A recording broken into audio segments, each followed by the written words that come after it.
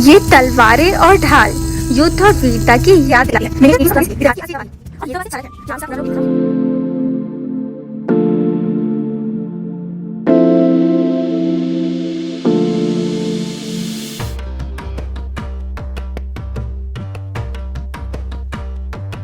नमस्ते, स्वागत है आपका अजमेर के गवर्नमेंट म्यूजियम व्लॉग के सेकंड पार्ट में। इस पार्ट में हम आगे की गैलरीज को एक्सप्लोर करेंगे। अब हम आ चुके हैं पेंटिंग और टेक्सटाइल गैलरी में। यहाँ सबसे पहले नजर आती है उस दौर की राजसी पोशाकें। एक तरफ रानी की पारंपरिक पोशाक जिसकी कढ़ाई और डिजाइन उस जमाने की शाही बारीकी दिखाती है, और दूसरी तरफ राजा का रॉयल कोट जो उनकी शान और सत्ता का प्रतीक था। आगे बढ़ते ही दीवारों पर सजी है पुरानी मिनिएचर पेंटिंग्स। इनमें से कुछ में मुस्लिम प्रिंसेस की नाजुक अदाएं दिखाई देती है, तो कहीं राजपूती प्रिंसेस अपने अटेंडेंट्स के साथ राजसी थाट में नजर आती है।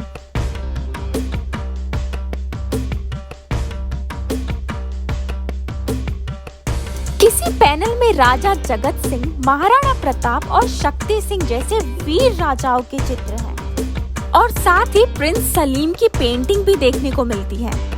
अगले हिस्से में दिखती है कृष्ण लीला सीन, जहां भगवान कृष्ण अपनी बांसुरी की धुन पर राधा संग नाचते या रथ में बैठे हुए अपने जीवन के पलों को जीते दिखते हैं।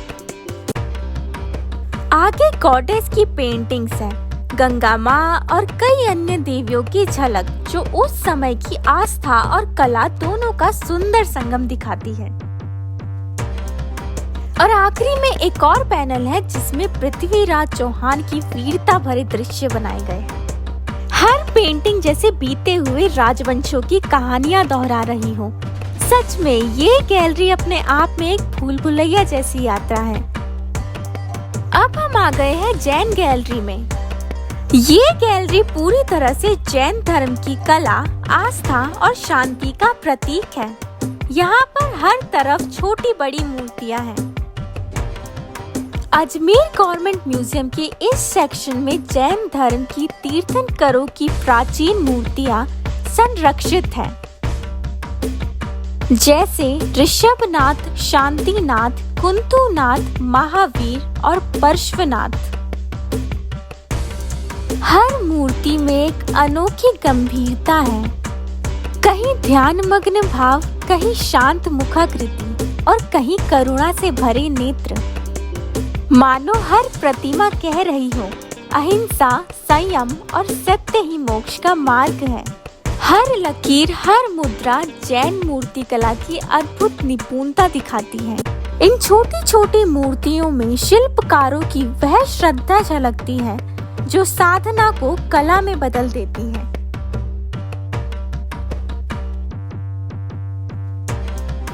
कुछ प्रतिमाएं इतनी पुरानी है कि समय ने इनके रंग मिटा दिए, पर इनके भाव आज भी उतने ही जीवित हैं। अगली गैलरी में कदम रखते ही महसूस होती है राजपूती वीरता और मुगल शौर्य की झलक। सबसे पहले ये चैन मेल आर्मर और हेलमेट, लोहे की उन हल्की जंजीरों से बना कवच जो योद्धा को बचाता भी था और उनके साहस का प्रतीक भी था।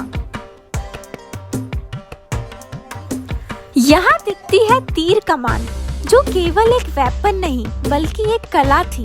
हर निशाना, हर तीर डिसिप्लिन और प्रिसिशन का सबूत था। अगला सेक्शन तलवार, ढाल, खंजर और कतार। इन पर न केवल नक्काशी बल्कि शौर्य की कहानियां भी उकेरी गई हैं।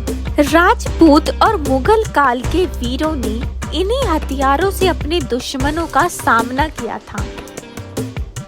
और ये देखिए, एक पुरानी तोप, मुगल और राजपूत युद्ध का सबसे शक्तिशाली प्रतीक। यहाँ की सबसे आकर्षक चीज है रेड गंज कलेक्शन। पत्थरीदार, तोड़ेदार, तोपीदार, एक नाली, दो नाली और रामचंगी जैसे डिजाइन। ये एक्चुअली गन्स के नेम है जो आप अभी इस वेपन गैलरी में देख रहे हो।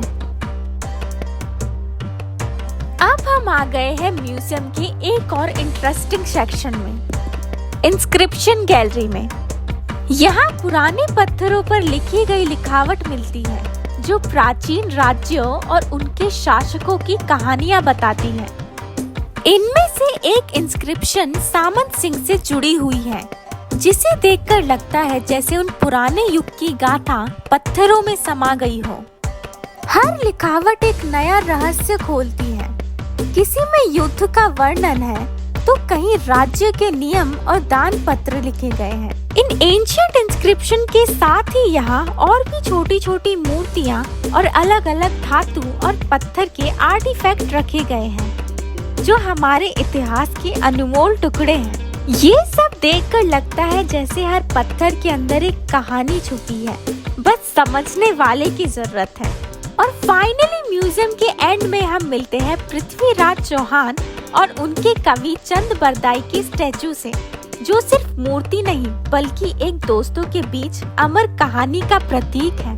और इसी के साथ खत्म होती है हमारी ये जर्नी अजमेर के गवर्नमेंट म्यूजियम की। Thank you for watching.